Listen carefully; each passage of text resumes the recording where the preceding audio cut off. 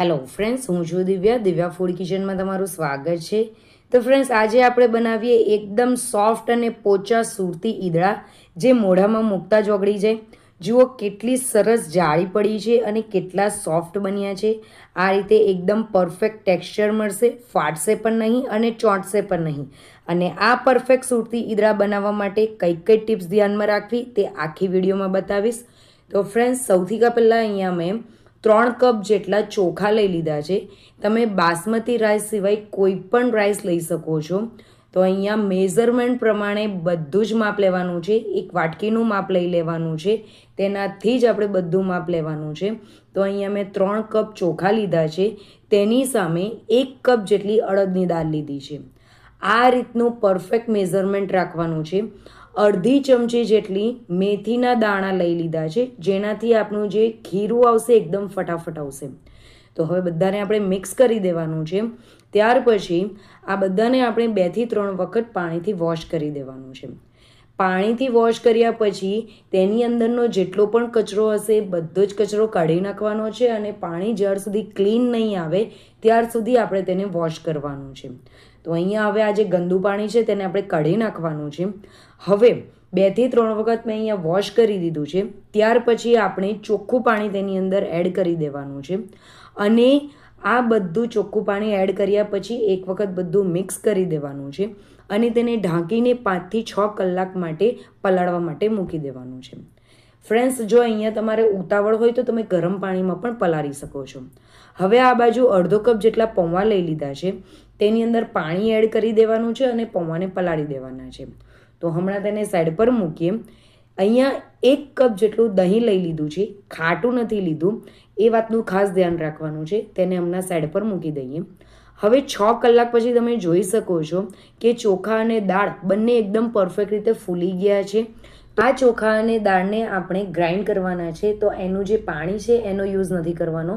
પાણી કાઢીને આપણે દાળ ચોખા મિક્સર જારમાં એડ કરી દેવાના છે. પાણી કાઢીને આપણે પૌવા એડ કરવાના છે અને દહીં એડ કરી દેવાનું છે. બંને આપણે થોડું થોડું એડ કરવાનું છે. ત્યાર પછી તેની અંદર એક સિક્રેટ ઇન્ગ્રીડિયન્ટ છે, જે છે આ બરફ. બરફ એડ કરવાથી જ્યારે આપણે ગ્રાઇન્ડ કરીએ છીએ ત્યારે જે મિક્સર ગરમ થાય છે એ ગરમ નથી થતું. એના કારણે આપણે ફટાફટ ગ્રાઇન્ડ પણ કરી શકીએ છીએ અને જ્યારે આપણે તેને આઠો લાવવા માટે મૂકીએ છીએ તે પણ ફટાફટ આવી જાય છે. તો આ રીતે આપણે તેને એકદમ જ ગ્રાઇન્ડ કરી દેવાનું છે. તેની સ્મૂથ પેસ્ટ બનાવીને રેડી કરી દેવાની છે. એક મોટી તપેલી લઈ લેવાની છે, મોટું જ વાસણ લેવાનું છે. તેની અંદર આપણે બધું જ જે બેટર છે એડ કરી દેવાનું છે. ત્યાર પછી બીજી વારનું બેટર પણ મેં એડ કરી દીધું છે. હવે આપણે હાથની મદદથી તેને આપણે 3 થી 4 મિનિટ માટે ફેંટી લેવાનું છે. આ વસ્તુ કરવાથી આપણા જે બેટરની અંદર છે એ હવાના કણ ભરાશે અને આંઠો લાવવાની પ્રોસેસ એ ફટાફટ થશે. તો ત્યાર પછી આ બધું જ બેટર આપણે ફેંટી લેવાનું છે. ફેટાઈ જશે એટલે એ હલકું થઈ જશે. ત્યાર પછી તેને 6 થી 7 કલાક માટે આપણે આંઠો લાવવા માટે મૂકી દેવાનું છે. ગરમ જગ્યાએ મૂકવાનું છે, અથવા તો જો ઠંડા પ્રદેશમાં રહેતા હોય તો તમે માઇક્રોવેવની અંદર ફક્ત સ્વિચ ચાલુ કરીને આપણે તેને મૂકી દેવાનું છે. 7 કલાક પછી તમે જોઈ શકો છો કે આપણો આંઠો એકદમ પરફેક્ટલી આવી ગયો છે. તો આપણે તેને એકવાર બરાબર મિક્સ કરી દેવાનું છે. એકવાર બરાબર મિક્સ કર્યા પછી તેની કન્સિસ્ટન્સી કેટલી છે તે જોવાની છે. તો અત્યારે આની કન્સિસ્ટન્સી આટલી છે જે પરફેક્ટ છે. તેની અંદર 1 થી 1.5 ચમચી જેટલું મીઠું એડ કરવાનું છે. તમે તમારા ટેસ્ટ મુજબ મીઠું એડ કરી શકો છો. લીલું મરચું અને આદું 1 ચમચી એડ કરી દેવાનું છે. બધું જ બરાબર મિક્સ કરી દેવાનું છે.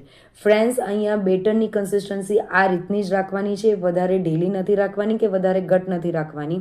ત્યાર પછી તેની અંદર 1/4 ચમચી જેટલો સોડા એડ કરી દેવાનો છે અને આપણા જે ઢોકળા તમે કહી શકો છો, ઈદડા કહી શકો છો, તે ખાવામાં સોફ્ટ બને અને મોઢાની અંદર જ્યારે ખાઓ ત્યારે ગળામાં એનો ડૂચો નહીં વળે, ગળામાં અટકે નહીં, તેના માટે તેલ એડ કરવાનું છે. બધું જ બરાબર મિક્સ કરી દેવાનું છે. તેની આ રીતની કન્સિસ્ટન્સી પરફેક્ટ છે. હવે સ્ટીમરની પ્લેટ લઈ લેવાની છે, તેને તેલથી ગ્રીસ કરી દેવાની છે. હવે એ પ્લેટની અંદર આપણે બેટર એડ કરી દેવાનું છે.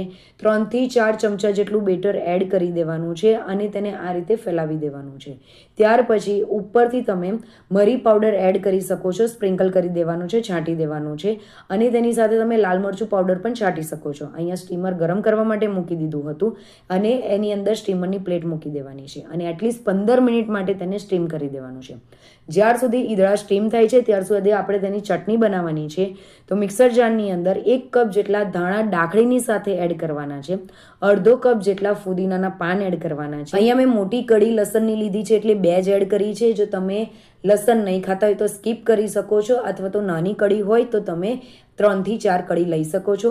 આદું એડ કરી દેવાનું છે અને તેની સાથે જીરું એડ કરવાનું છે અને લીંબુનો રસ એડ કરવાનો છે. મીઠું તમે ટેસ્ટ મુજબ એડ કરી દેવાનું છે. અને ચટણીનો કલર એકદમ ગ્રીન આવે અને ગ્રીન કલર જળવાઈ રહે તેના માટે તેની અંદર પાણીની જગ્યાએ આપણે બરફ એડ કરવાનો છે અને આ રીતની ચટણી ગ્રાઇન્ડ કરી દેવાની છે. હમણાં તેને સાઈડ પર મૂકીએ. આ બાજુ આપણે જે સ્ટીમ કરવા માટે ઈદળા મૂક્યા હતા તે પણ સ્ટીમ થઈ ગયા છે. તો એકદમ પરફેક્ટ રીતે ફૂલી ગયા છે, સ્ટીમ થઈ ગયા છે. તો એને કાઢી લેવાના છે અને ઠંડા પાડી દેવાના છે. ઠંડા પડી જાય પછી તેમાં કટ લગાવવાનું છે. તો ઉપરથી આપણે તેલ એડ કરવાનું છે. તેલને બરાબર સ્પ્રેડ કરી દેવાનું છે. આની ઉપર તમે જ્યારે સિંગ તેલ એડ કરો છો ત્યારે તેનો ટેસ્ટ ઓર વધી જાય છે. હવે આપણે તેને સ્ક્વેર શેપમાં, ચોરસ શેપમાં કટ કરી દેવાના છે. તમે કોઈ પણ શેપ આપી શકો છો. તો હું તમને અહીંયા ઈદળા કાઢીને બતાવું છું. એકદમ જ સોફ્ટ, મોઢામાં મૂકતા જ ઓગળી જાય એવા આપણા ઈદળા બનીને રેડી થયા છે. અહીંયા મેં ઈદળાની જે જાડાઈ છે એ વધારે નથી રાખી, ન તો પતલી રાખી છે. તો તમે આ રીતની જાડાઈ રાખી શકો છો અથવા તો તમે તમારી રીતે એડજસ્ટ કરી શકો છો. તો અહીંયા તમે જોઈ શકો છો કે હું એને હલાવું છું તો એકદમ સોફ્ટલી એ હલે છે અને એકદમ સોફ્ટ રીતે એ તૂટે છે.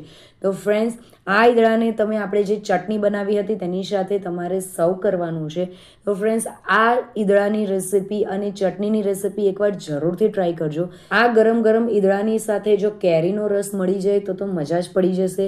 તો ફ્રેન્ડ્સ, તમને મારી આજની રેસિપી કેવી લાગી એ જરૂરથી મને કમેન્ટ કરજો અને ચેનલ પર નવા હોય તો ચેનલને જરૂરથી સબસ્ક્રાઈબ કરજો. મળીએ એક નવી રેસિપી સાથે. Bye bye, enjoy.